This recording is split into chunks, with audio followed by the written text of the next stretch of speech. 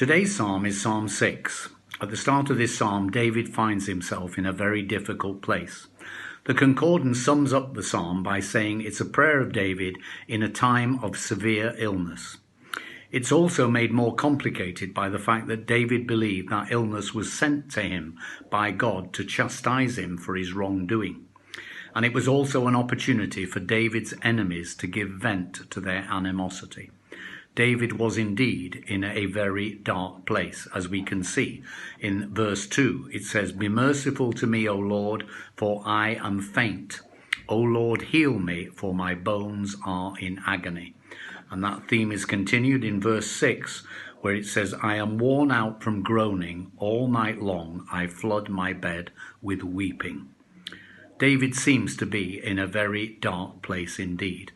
But I was reminded of the fact that often the football commentators, when talking about games, say that football is a game of two halves. Sometimes you can start in a difficult place, but finish up in a much better one. I would say that Liverpool did that in 2005 in the Champions League in Istanbul, when they were losing 3-0 to AC Milan and came back. But Nick Matthews would probably never forgive me.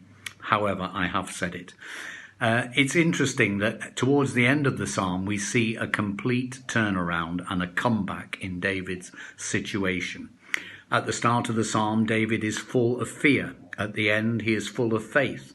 At the start, he's in despair. At the end, he feels delivered.